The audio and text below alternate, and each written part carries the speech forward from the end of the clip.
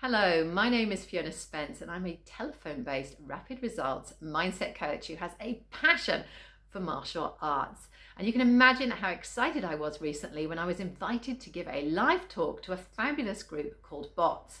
And they wanted me to share my learnings from martial arts and how you can apply those to business and to life. Well, last minute, due to COVID restrictions, it had to be changed to a Zoom presentation, but fortunately they recorded it, and so I thought I would put it out onto YouTube so that you can see it too. It's a bit longer than my normal talk, so please do grab a drink, grab a popcorn, make yourself comfortable, and enjoy. So, Fiona Spence, so lovely to have you speak with us today. Fiona is a transformational coach, trainer, and writer. She has a company, Fiona Spence, training and mindset coaching. She's a rapid results coach and uses her vast experience and knowledge of neuroscience, business, mindfulness, and martial arts to help people get the results they want in business and in life. She does podcasts, she does Facebook Lives. I was introduced to Fiona by another networking friend of mine, and I put the shout out for a mindset coach for my group. I run a Be Healthy program, and people making changes to their diet and their health. And I thought, gosh, what am I missing? I'm missing a mindset coach. So I was introduced to Fiona, and I'm so glad I was, because she's just got such great energy and a really interesting information. I popped into some of her podcasts and Facebook Lives, and I'm like, wow, this woman's interesting. So Fiona Spence. Thank you very much. Yes, I'm Fiona Spence. I am a rapid results mindset coach, and I absolutely do have a passion for martial arts. And today, I know we're in a sort of a semi-lockdown, aren't we? And the borders are closed, but I'm going to take you on a little journey to the UK. We'll go to the city, we'll go back to the UK, maybe to the north of England. We'll start in London, go to the north, come back again, fly out to New Zealand, and then we'll land back down here to finish. How's that sound? My love of martial arts, it began about 40 years ago. I know, I don't look old enough. And it was about 40 years ago, and I remember I was in London and I had my first judo lesson, and it was in a strange big domed building, and it had green mats on the floor, and I'd had a fabulous class, and I was very excited. And I said to my instructor, I said, have you ever used this in the real world? And he said, yes, mostly on my bank manager. And I was so disappointed, because that was not what I was expecting to hear. But over the years, I started to understand what he meant. Because martial arts, yes, it's about the body, but it's very much about the mind. Now, I don't know if you're like me, but if I commit to something, I really, really commit. And so very soon I was entering competitions, I was winning medals, I won national titles, and I ended up with my own clubs. And on the outside, I seemed really confident, a winner, a gold medalist. But on the inside, very often, I didn't feel the same way. And this is because as a child, I'd experienced emotional abuse within my family. Growing up, I entered into some emotional adult relationships that were abusive again. And less than 10 years ago, I found myself being bullied at work, workplace bullying, again, another form of emotional abuse. And I just remember clearly standing in an office in the city centre, and I was speaking, I was starting to speak, and my boss shushed me. He just went, shh, shh. And that doesn't sound too bad on its own, but the preceding weeks and months leading up to it, he'd shush me a lot. He'd shush me behind closed doors. And each time he did it, I felt my confidence drop a little bit more. And I started to doubt that what I had to say had any value. And then I started to doubt that I had any value. So when he did it to me in this meeting in front of my peers and his boss, I knew I need to make a decision, and something had to change. I could carry on as I was, or I could turn it around and I could go back to being that confident girl and confident woman now. And so I took action. And I had this kind of epiphany light bulb moment. You ever have one of those aha moments, you know, like, ah. And I remembered many years before where I had been teaching martial arts in the north of England. This is the journey, here we go. So we're in the north of England, and it's, you think it's cold today. Try learning martial arts in the middle of winter in the north of England. Now, it was in Sheffield, and the Sheffielders are tough. These are tough people. It's an ex sort of steel mining kind of environment. They are what they call rock hard, they call themselves. And this was the hardest club in England because this was a kids club of preteens. So you can imagine the level here. And they were noisy, they were enthusiastic. And there was one little kid, there's one in every class. He was short, but what he made up for in, or what he lacked in stature, he made up for in noise and enthusiasm and complete inability to follow any instructions whatsoever. So I'm going around and I check the kids and I say to him, if you do it like that, you are going to break your nose. And I left him for a bit, and of course about 3 minutes later there's a hullabaloo, and I see this little angel running towards me with the Niagara Falls of nosebleeds. And the cheeky sausage has a grin from ear to ear because these are tough kids and a nosebleed is nothing new to them. And he looks at me and he said, Sensei, which is just Japanese for teacher. He said, Sensei, you were right. Well, it sounded a bit more like Sensei, you were right, but you get the idea. And he had a little think and he said, next time I'm going to step out the way. It's brilliant advice. And so back in Brisbane, in this office where I'm feeling my confidence about to drain out of me, and I make that decision, I take action, and I realize what I need to do is take a mental step out the way, and I need to let that shush go right past me. And I do. I take a mental step out the way, and I stand there. And I said something along the lines of, every time you shush me, it makes me feel like what I have to say is of no value. So please, let me continue. Ooh, nobody spoke back to this man, it turns out, because I could see the metaphorical jaws dropping of all my peers around the table, because it turned out it wasn't just me that he'd been bullying. But it was an incredibly empowering moment. And I realized then that there's this huge problem in society with the way that people see things. And I realized that when you change the way you look at things, the things you look at change.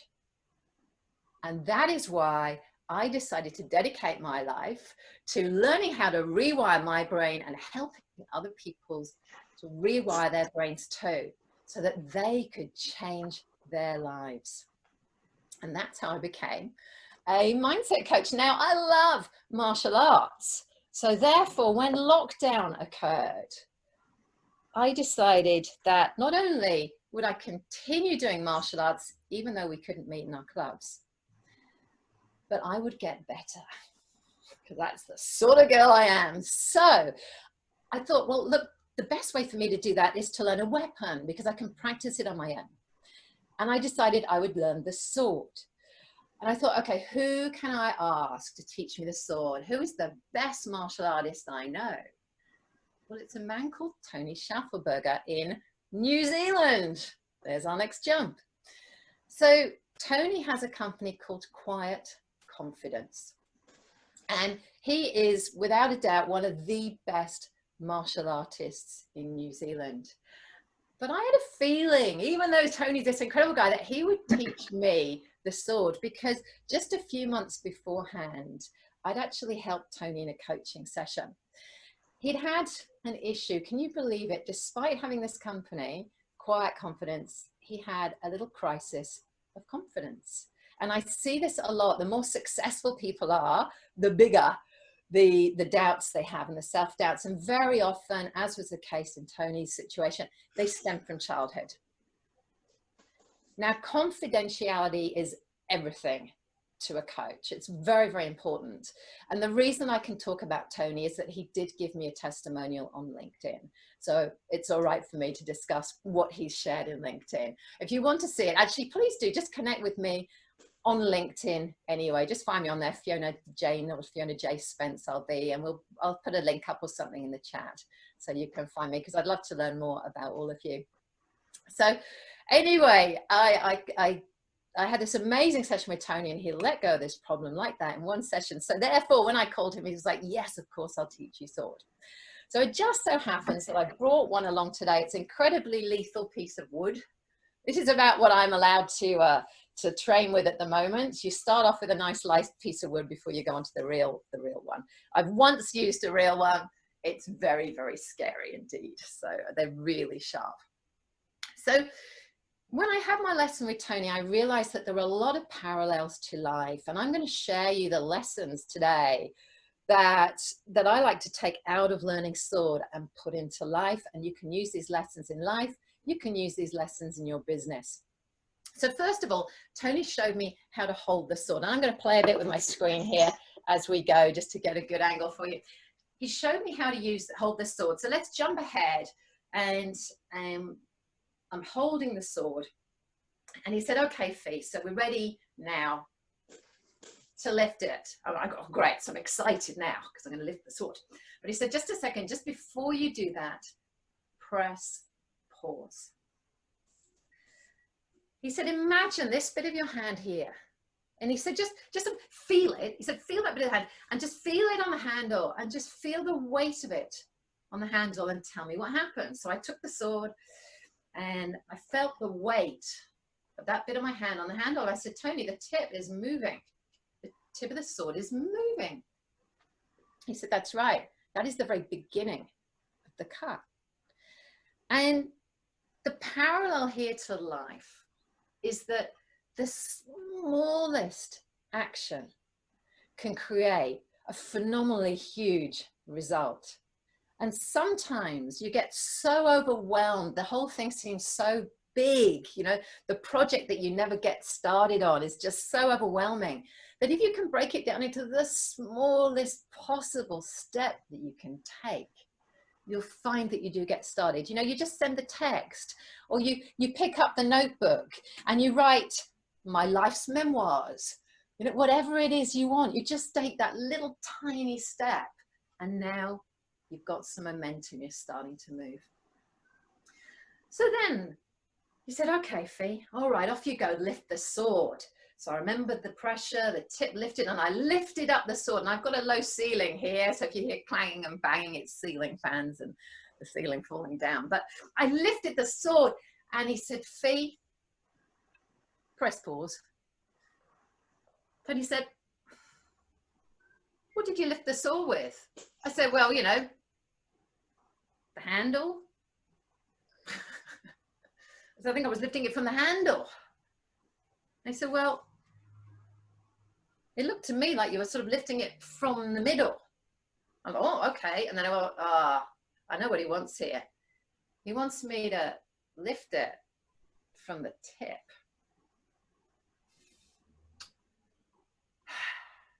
All right. So what he's saying here is I've got to begin with the end in mind.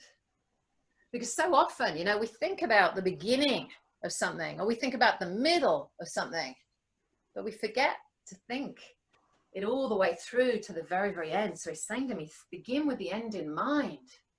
Begin with the end in mind. But there was another problem.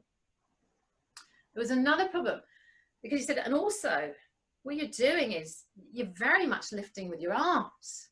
He said, you're going to get really tired arms. Really tired arms. If you lift the sword with your arms, you do 100 cuts. So I thought, well, what am I supposed to lift the sword with? He said, Fee, try this. I said, all right. Slide the weight across your feet, just to the front. Just move the weight and see what happens. So I said, okay, I did. Move the weight. Wow, the sword is moving. He said, yes, now you are using your body to move the sword. All right. And this is all to do with when you change the way you look at things, the things you look at change. Because I thought you lifted a sword like this, but you don't. You lift it by moving completely differently. So I think the parallel here with business is we often do things the same way because that's how we've always done it. Or we make an assumption we should do something because that's how everyone else does it. But if you can just change the way you look at it and ask yourself, how might I do this differently? How might I do this differently? You may find, as I did, you get a more efficient result, a more effective result. You actually have better control. You save energy just by asking that question. So there we go. The sword is now up and I'm ready for my downstroke. And Tony says, press pause, Fee. And he says, check your shoulders because they were doing this. I said, Tony, I think they're a little bit tense. Now, I don't know if you're like me, but I tend to hold my shoulders where I hold my tension. Sometimes the back. I've noticed a lot of people holding the jaw.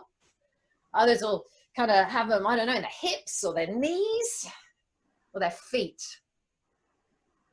So the life lesson here is check your body and ask yourself, where am I holding tension right now? Where am I holding tension? But here's the really key thing. Take it one step further. Check your mind and ask yourself, where am I holding tension in my mind right now? That is the thing we forget to check. And you will find this tension in your mind, and that tension might be a block, it might be a limiting belief, it might be a negative thought. Check for the tension in your mind. So Tony showed me this great exercise, and it was to teach me to relax my shoulders, to open up my chest. And I love the exercise so much. I made a YouTube video of it without a sword or anything, but I made a YouTube video of it. So if you want to check it out, I'll put a link up for YouTube in the chat, or just send me a message and I'll flick the link over to you. But he sent me all this. So anyway, so I've got my chest opened up here. And I'm ready now to bring the sword back up because I've learned how to relax my shoulders. So he says, okay, Fee, bring your sword up. So I bring my sword up. He said, oh, press pause. I said, press pause. He said, what are you thinking about? Now, I got quite clever by now because I know he wants me to think about the tip. So I said, well, Tony, I'm thinking about the tip. I'm moving from the tip. And he said, yeah, that's very good. Very good. But I want you to use your imagination. Use your imagination. I thought, oh man, okay, I've got to use my imagination. And in fact, I have a vocal coach and she says exactly the same thing. She said, Fiona, don't do it, just think about it. And here's the thing, isn't it, in life? So often we're running around doing stuff instead of really thinking about it and imagining it and making it as big and incredible as it can be and being super creative with it. So I made a podcast, and in the podcast, it's called 5 Steps to Motivation. And part of that, I talk about dumb goal setting. And in dumb goal setting, you can go wild with your imagination. So I imagine there's somebody standing behind me, and I imagine they're in silk pajamas. Have you seen the movie The Bodyguard? It's Kevin Costner, and at one point he throws a silken scarf in the air and he cuts it with his sword. And he just cuts in two. So I imagine the tip of my sword starting the movement, and it's cutting this person.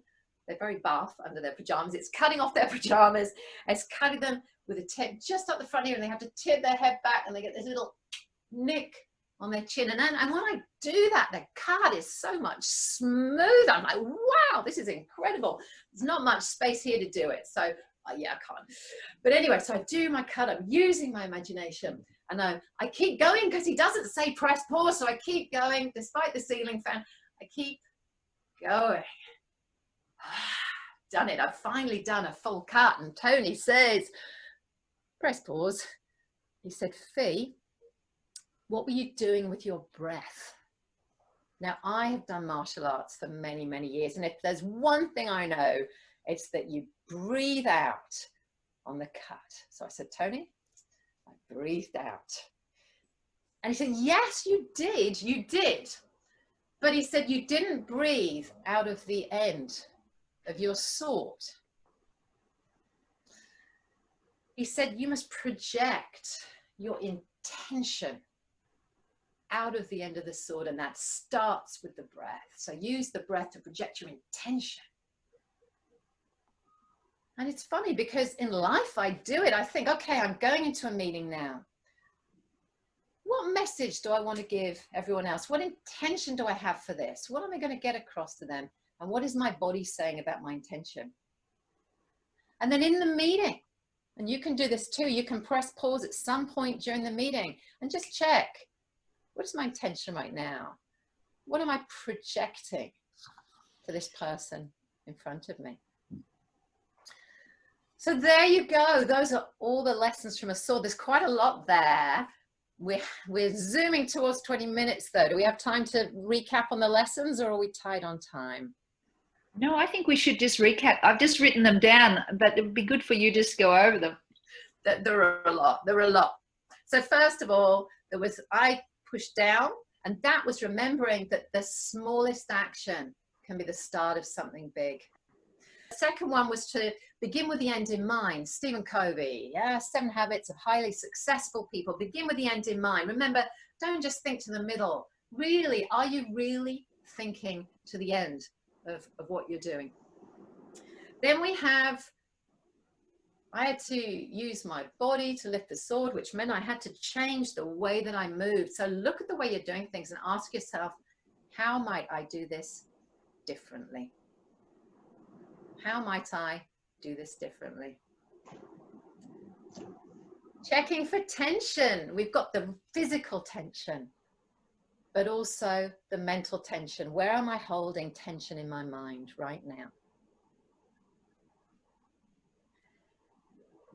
Using the imagination. I have a person with the PJs that I'm cutting off. It makes such a difference because I'm cutting right from the beginning. I'm not just lifting a sword anymore when I cut. There's a cut all the way behind me. It doesn't just start from here now. So use your imagination as much as you can. And then there's no space whatsoever here. And then your breath. Do you remember I used my breath to breathe out the end of the sword? And what that's really about is setting an intention. Set the intention before you act, and check yourself. Press pause while you're acting and just check your intention again and ask yourself, what are you projecting to the person or the people who are in front of you? And an umbrella that lies across all of this, you will have noticed the theme there, is press pause. We run around so frantically, that it's so important to just stop and take stock of where we're at. And so I am currently offering some press pause for clarity sessions. It's a 1-hour session. It's free. It's telephone based, so it's COVID friendly. And it's an opportunity to just stop and take a look at, where are you? Where do you want to go to? What might be stopping you from getting there, and what on earth can you do about it? So I've got 3 of those sessions next week. If you'd like one, please do just flick me a text and we'll tee that up for you. And so to finish, I would like to leave you with something actually that my first fortunately only driving instructor said to me. He said, you cannot steer a parked car. You've got to get moving to be successful. Thank you very much.